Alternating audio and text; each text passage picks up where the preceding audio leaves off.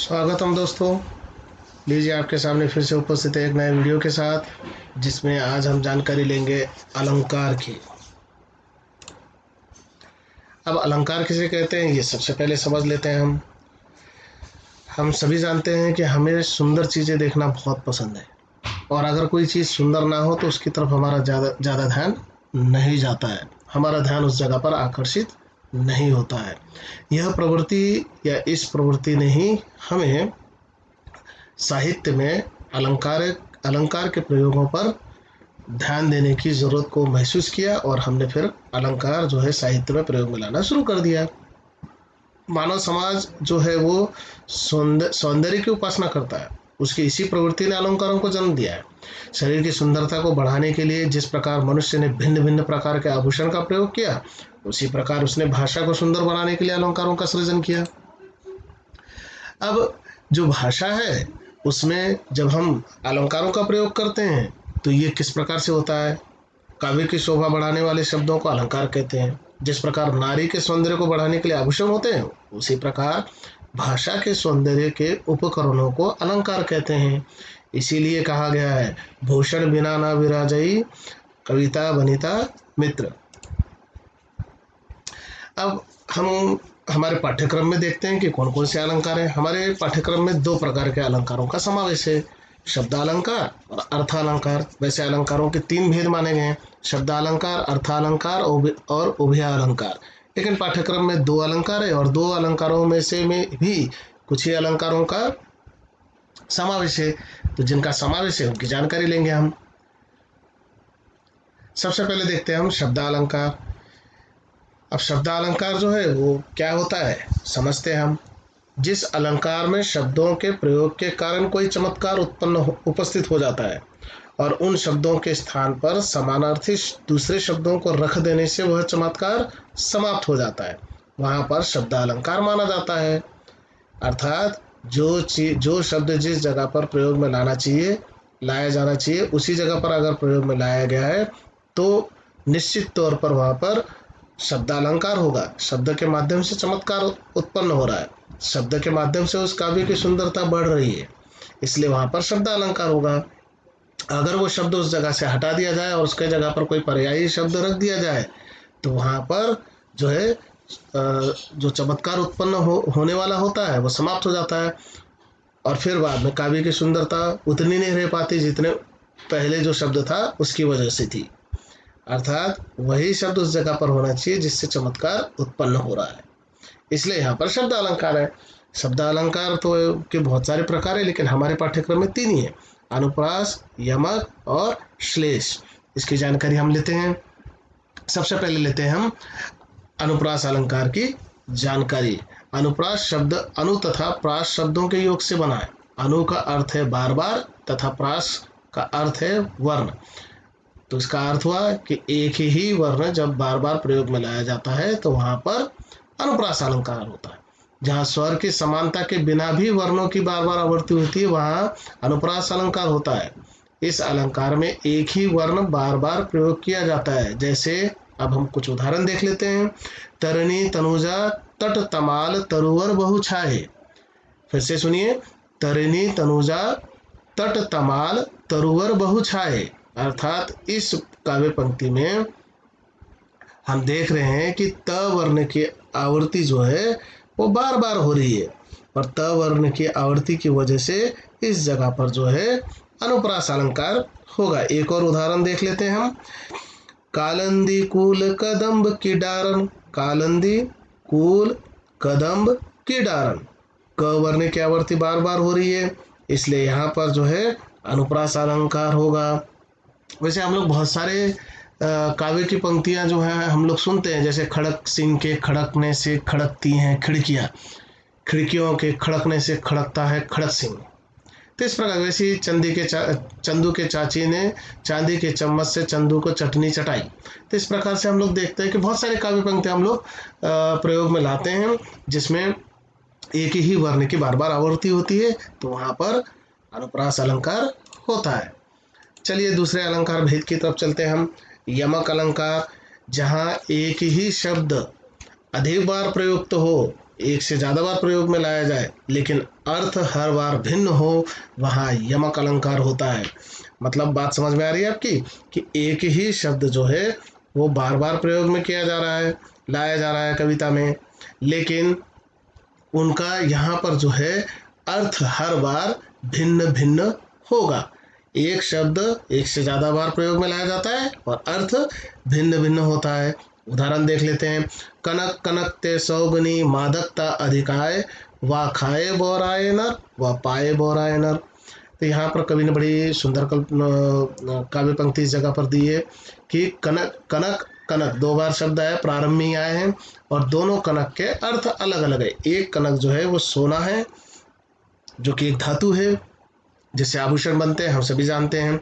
और दूसरा जो है धतूरा है, एक वनस्पति है जिसको खाने से थोड़े देर के लिए व्यक्ति पागलों जैसी हरकत करने लग जाता है।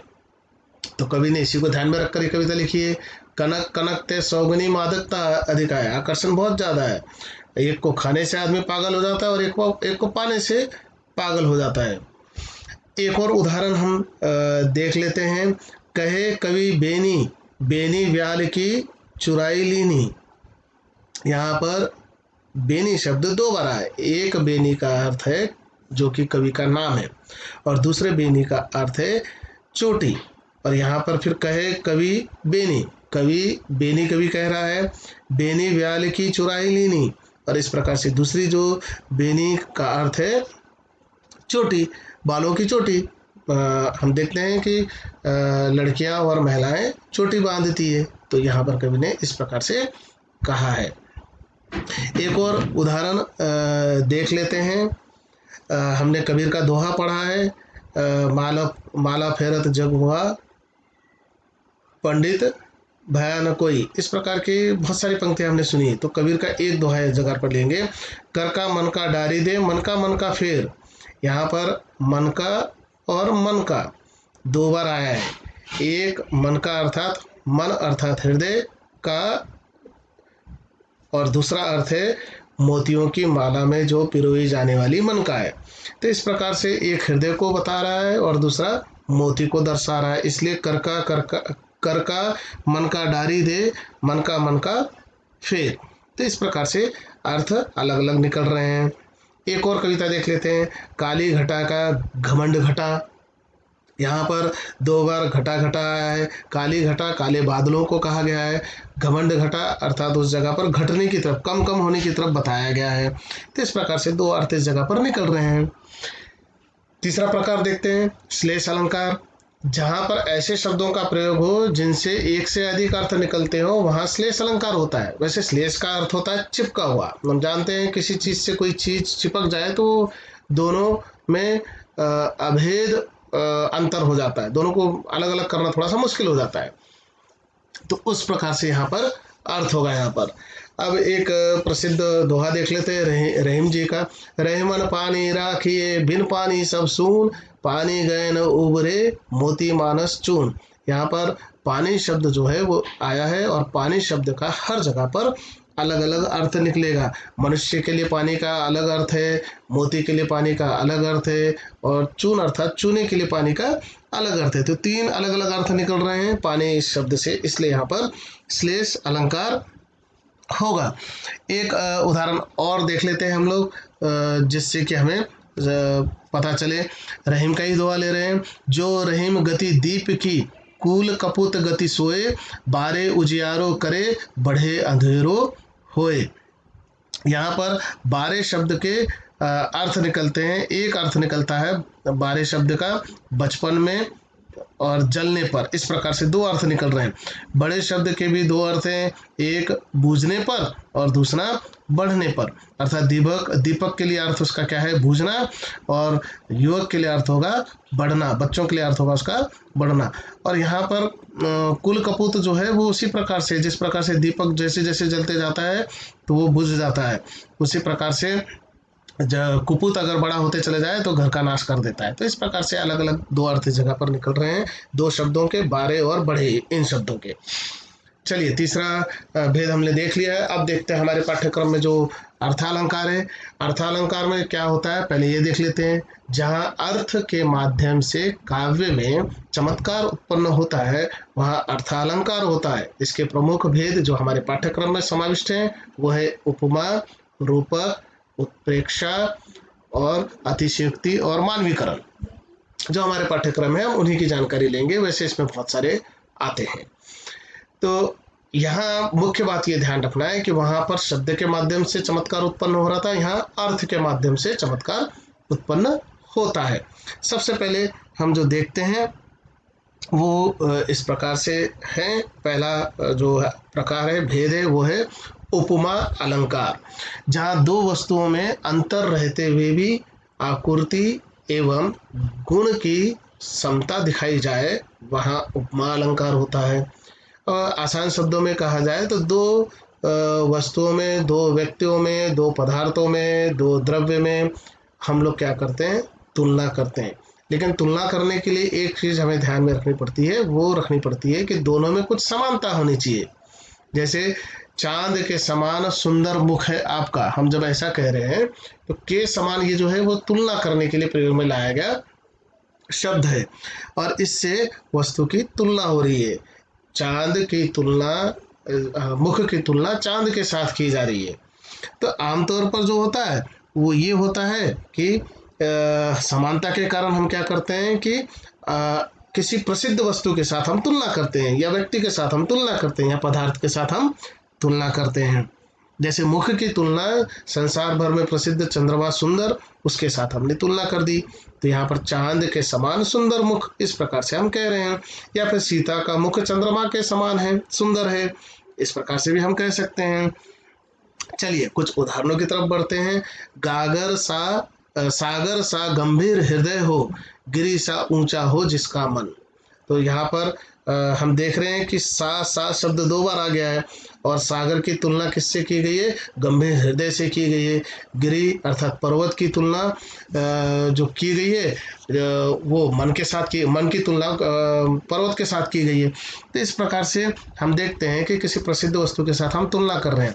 लेकिन यहाँ तुलना करते समय भी कुछ शब्दों का प्रयोग जो आमतौर पर दिखाई देता है, जिससे कि हम उपमा अलंकार को पहचान सकते हैं, जिन्हें हम लोग कहते हैं वाचक शब्द। सा, सी, से, सम, सदृश्य, समान, आए, वहाँ पर उपमा अलंकार होता है। मतलब काव्य की पंक्तियों में सा, सी, से, सम, सदृश, समान इत्यादि शब्द आ जाते हैं और इनसे हम पहचान सकते हैं कि वहाँ पर उपमा अलंकार है। कुछ उदाहरण और देख लेते हैं जिससे कि जल्दी समझ में आ जाए। सीता का मुख चंद्रमा के समान सुंदर है, हमने अभी देखा था एक उदाहरण कि चंद्रमा के समान आ गया, इसलिए हम तुरंत पहचान जाएंगे। एक उदाहरण और देखते हैं। पीपर पात सरिस मन डोला, सरिस मन डोला के समान, सरिस अर्थात के समान। ठीक इसी प्रकार से मुख बाल रवि सम लाल होकर ज्वाला सा बोधित हुआ, तो रवि सम रवि के समान, ज्वाल सा ज्वाला के समान। इस प्रकार से सा सी से आ गया, सम आ गया है और इससे हम तुरंत पहचान सकते हैं। यह देखिए अरविंद से शिशु वृंद कैसे सो रहे, तो अरविंद से, सा सी से, इससे हम तुरंत पहचान सकते हैं। सम, सदृश, समान, इन शब्दों से भी हम तुरंत पहचान सकते हैं कि यह उपमा अलंकार है। अब उपमेय और उपमान, ये दो शब्द आमतौर पर हम लोग प्रयोग में लाते हैं। जिस प्रस्तुत वस्तु की समानता की जाती है उसे उपमेय कहते हैं। जैसे कि सीता का मुख चंद्र के समान है जब हम कह रहे हैं, तो प्रस्तुत वस्तु यहाँ पर कौन सी है, सीता का मुख। और अप्रस्तुत वस्तु क्या है, चंद्र है। अर्थात हम दिन में अगर ये वाक्य कह रहे हैं कि सीता का मुख चंद्र के समान सुंदर है, तो सीता इस समय उपस्थित है और चंद्र इस समय उपस्थित नहीं, अर्थात दिखाई नहीं दे रहा है। तो यहाँ पर जब हम उपस्थित जो वस्तु है उसे हम उपमेय कहेंगे, और जो वस्तु उपस्थित नहीं है या अप्रस्तुत है वो हमारे लिए उपमान होगी। ये दो चीज आपको ध्यान रखना है, उपमेय और उपमान। जो उपस्थित है वो उपमेय, जो अनुपस्थित है, अप्रस्तुत है, जो दिखाई नहीं दे रही है, आसान शब्दों में जो इस समय आपके पास नहीं है, वो उपमान होगा। चलिए अगले भेद की तरफ हम बढ़ते हैं।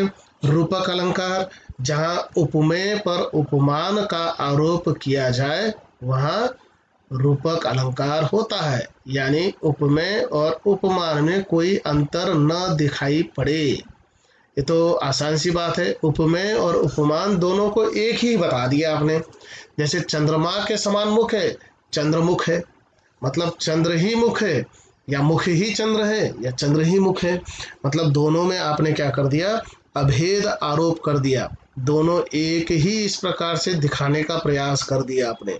तो वहां पर क्या होगा, उपमेय और उपमान एक हो जाएगा और रूपक अलंकार होगा वहां पर। लेकिन ये ऐसा तभी होता है जब दोनों में अत्यधिक समानता हो। सिंह के समान गर्जा वह, तो के समान आ गया तो उपमा अलंकार हो जाएगा। सिंह गर्जन कह दिया आपने तो सिंह की ही गर्जन कर दी उसने, दोनों को आपने अभेद आरोप कर दिया, दोनों एक ही दिखाने का प्रयास कर दिया, तो वहां पर रूपक अलंकार हो गया। उदाहरण देख लेते हैं। बीती विभावरी विभावरी जागरी, अंबर पनघट में डुबो रही, तारा घट उषा नगरी। तो यहाँ पर अंबर पनघट, अंबर आसमान है, पनघट अर्थात जहाँ पर नदी का किनारा या फिर तालाब का किनारा है या समुद्र का किनारा है, तो जिस जगह से पानी भरा जा रहा है, तो दोनों अलग अलग है लेकिन दोनों में अभेद आरोप कर दिया। अंबर पनघट में डुबो रही, अंबर पानी में डुबो दी, तारा घट में भी उसी प्रकार से होगा। मतलब आपने अभेद आरोप कर दिया दोनों में। अंबर पर पनघट, पानी भरने का घाट संभव नहीं है। तारों पर घड़े तथा उषा पर नागरी या स्त्री, नागरी अर्थात स्त्री या महिला हो सकता है, ठीक, तो का आरोप कर दिया, इसलिए यहाँ पर क्या हो गया, आपका रूपक अलंकार हो गया। एक और देख लेते उदाहरण। मैया मैं तो चंद्र खिलौना ले हूँ, मैया मैं तो चंद्र, श्री कृष्ण जो है यशोदा माँ से कह रहे हैं कि मुझे चंद्र खिलौना ही चाहिए, चंद्र के समान नहीं चाहिए, चंद्र ही खिलौना चाहिए। तो यहाँ पर जो हो गया रूपक अलंकार हो गया, क्योंकि खिलौना का आरोप चंद्रमा पर, चंद्रमा का आरोप खिलौना पर, जैसा आप देखना चाहे देख सकते हैं यहाँ पर। तो यहाँ पर चंद्र रूपी खिलौना ही लूंगा मैं, इसलिए यहाँ पर रूपक अलंकार हो गया। चलिए अब अगला देख लेते हैं। उत्प्रेक्षा अलंकार, जहाँ उपमेय को ही उपमान मान लिया जाता है, यानी अप्रस्तुत को प्रस्तुत मानकर वर्णन किया जाता है, वहाँ उत्प्रेक्षा अलंकार होता है। यहाँ भिन्नता में अभिन्नता दिखाई जाती है।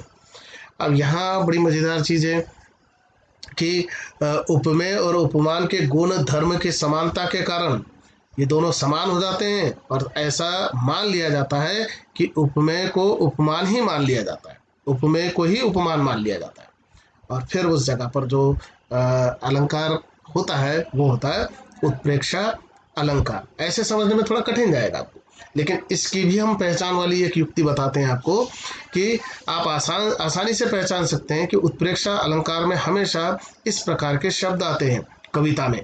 मानो मन हूँ, जानो जन हूँ, ज्यों जनू, इस प्रकार के शब्द आते हैं, और इससे आप तुरंत पहचान सकते हैं कि वहां पर उत्प्रेक्षा अलंकार है। मतलब काव्य की पंक्तियों में मानो मन हूँ, जानो जन हूँ, ज्यों जनू इत्यादि शब्द हमेशा आएंगे, और इससे आप हमेशा पहचान सकते हैं कि वहां पर क्या है, उत्प्रेक्षा अलंकार है। चलिए एक उदाहरण देख लेते हैं हम। पुलक प्रकट करती है धरती हरित तृणों के नोकों से, इस प्रकार से भी हम बता सकते हैं कि यहाँ पर उत्प्रेक्षा अलंकार है। अगली पंक्ति उसी की। मानो तरु भी झूम रहे हो मंद पवन के झोंकों से। अब काव्य की पंक्ति को फिर से एक बार सुन लेते हैं। पुलक प्रकट करती, पुलक मतलब आनंदित, खुशी, धरती हरित तृणों के नोकों से, धरती जो है वो तृण अर्थात घास के नोकों से, अर्थात उसके जो ऊपर के सिरे होते हैं उससे पता चल जाता है, वो झूमने लग जाते हैं। मानो तरु भी झूम रहे हों मंद पवन के झोंकों से, और इस प्रकार से मान लिया गया है कि तरु अर्थात वृक्ष भी झूम रहे हैं पवन पावन पवन के झोंकों से। तो इस प्रकार से ये दर्शाया गया है। मानो शब्द आ गया, अब इससे आप पहचान जाइए कि यहाँ पर उत्प्रेक्षा अलंकार है। उत्प्रेक्षा के एक उदाहरण और देख लेते हैं, फिर आगे बढ़ते हैं। सिर फट गया उसका वहीं, मानो अरुण रंग का घड़ा उसका सिर वहां पर फट गया है और ऐसा लग रहा है जैसे अरुण अर्थात लाल रंग का घड़ा फूट गया है। तो मानव शब्द आ गया, आप तुरंत उससे पहचान सकते हैं। अगला जो हमारे पाठ्यक्रम में अलंकार है वो है अतिशयोक्ति।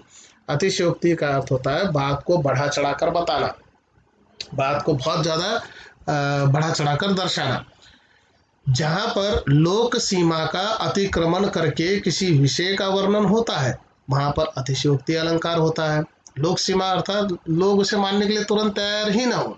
जैसे कि रामचरितमानस में तुलसीदास जी ने कहा है, हनुमान की पूंछ में लग न पाई अग्नि आग, सिकरी सिगरी लंका जल गई गए निशाचर भाग। तो कहने का तात्पर्य है कि हनुमान की पूंछ में आग नहीं लग पाई और सारी लंका जलकर राख हो गई। मतलब ये दोनों एक ही बार में हो जाना संभव नहीं है। आग लगते ना लगते लंका जल जाए ये तो संभव ही नहीं है, लेकिन ऐसा दिखाया गया है। वैसे ही कक्षा 8वीं में एक सुदामा चरित नाम का अध्याय है जिसमें एक काव्य की पंक्ति आती है, पानी परात को हाथ छो नहीं नैनन के जल सो पग धोए। पानी परात के पानी से भरे हुए परात को श्री कृष्ण ने छुआ तक नहीं है और उतने में सुदामा के पैरों पर श्री कृष्ण के आंसुओं की बूंदों से वो पैर धुल गए हैं। मतलब ये संभव नहीं है, कोई कितना भी रो ले लेकिन पैर धोना उससे धुल जाना संभव नहीं है। लेकिन कवि ने ऐसी कल्पना की है, नरोत्तम दास जी ने ऐसी कल्पना की है, पानी परात को हाथ छुओ नहीं नयनन के जल सो पग धोए। इस प्रकार से हम अतिशयोक्ति अलंकार बता सकते हैं। मानवीय अलंकार, मानवीकरण अलंकार भी देख लेते हैं जो कि हमारे पाठ्यक्रम में है। मानवीकरण अलंकार जहाँ पर जड़ प्रकृति या वस्तु पर मानवीय भावनाओं या क्रियाओं का आरोप हो वहाँ मानवीकरण अलंकार होता है। ये बहुत ही आसान है, आप इसको तुरंत काव्य की पंक्तियों से समझ सकते हैं कि जब कभी ऐसा होता है कि मानवीय गुणों का, मानवीय भावनाओं का किसी भी मानव छोड़कर किसी दूसरी चीज़ों पर, फिर वो प्रकृति के विविध दृश्य हो या वस्तु हो या प्राणी हो, किंतु मानव छोड़कर जब ऐसा दर्शाया जाता है तो वहाँ पर मानवीकरण अलंकार होता है। अब मानव के गुण कौन कौन से हैं या भावनाएं कौन कौन सी है, घृणा है, ईर्ष्या है, क्रोध है इत्यादि आप दर्शा सकते हैं। तो वो सारी चीज़ें आप बता सकते हैं। जैसे कक्षा 9 में एक कविता है जिसमें ये बताया गया है कि कुछ पत्थर जो है वो चुपचाप पड़े पड़े पानी पी रहे हैं। तो पत्थर पानी पी नहीं सकते, लेकिन कवि ने ऐसी कल्पना की है तो वहाँ पर फिर मानवीकरण अलंकार होगा। चलिए अब हम कुछ मानवीकरण अलंकार के उदाहरण भी देख लेते हैं। दिवसावसान का समय मेघमय आसमान से उतर रही वह संध्या सुंदरी परिसी। अब यहाँ पर परिसी शब्द आ गया तो आप ऐसे सोच सकते हैं कि सासी से आ गया, और जब सासी से आ गया तो वहाँ पर उपमा अलंकार होगा। आप बिल्कुल सही सोच रहे हैं, लेकिन आपको ये भी ध्यान में रखना है कि एक ही काव्य पंक्ति में एक से ज़्यादा अलंकार हो सकते हैं, लेकिन फिर भी मुख्य आपको प्रमुख अलंकार कौन सा है इस पर थोड़ा ध्यान देना है। पूरी कविता में किस पर ज़्यादा जोर दिया गया। जैसे दिवसावसान का समय मतलब दिन ढल रहा है, संध्या का समय आ गया। मेघ में आसमान से उतर रही, मेघ में अर्थात बादलों से घिरे हुए आसमान से वह संध्या सुंदरी, संध्या रूपी, संध्या जो है वो एक परी सी दिखाई दे रही है और नीचे उतर रही है।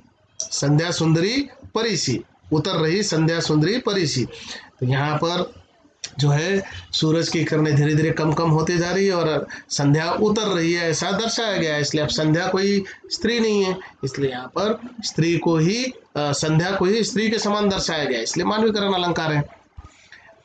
ठीक, एक उदाहरण और देख लेते हैं जिससे थोड़ा सा आपको समझ में आए। हमारी कक्षा 9वीं में ही एक अध्याय है मेघ आए। मेघ आए को देख लेते हैं हम लोग। मेघ आए बड़े बंठन के सवर के। मेघ जो है वो बड़े बंठन कर अर्थात सज सवर कर आए हैं, विविध प्रकार से अपने आप को सुंदर बनाने का प्रयास मेघों ने किया है। तो यहाँ पर मेघ को मेहमान के रूप में दर्शाया है और इसलिए यहाँ पर मानवीकरण अलंकार होगा। एक काव्य की पंक्ति जो है वो कक्षा 10वीं में है। पवन झुलावे के किर बतरावे देव कोकिल हलावे हुलसावे कर तारी दे। अर्थात पवन जो है हिला रहे हैं, झूले को झुला रहे हैं। केकी कीर बतरावे दे, केकी और कीर बातचीत कर रहे हैं। केकी और कीर मतलब कोयल और तोता, ये क्या कर रहे हैं, बातचीत कर रहे हैं। कोयल माफ कीजिए, मोर और तोता बातचीत कर रहे हैं। और कोकिल हलावे, कोकिल अर्थात कोयल हिला रहे हैं झूले को और धीरे धीरे उसे सहला रही है। इस प्रकार से यहाँ पर प्रकृति के दूसरे जो मानव को छोड़कर दूसरे जो इकाइयाँ हैं उसका उपयोग यहाँ पर मनुष्य के गुणों के समान किया गया है, इसलिए यहाँ पर मानवीकरण अलंकार होगा। ठीक, ये काव्य की पंक्ति थोड़ी सी एक पंक्ति छूट गई थी, उसको भी देख लेते हैं। दिवसावसान का समय, मेघ में आसमान से उतर रही वह संध्या सुंदरी परिसी धीरे धीरे धीरे।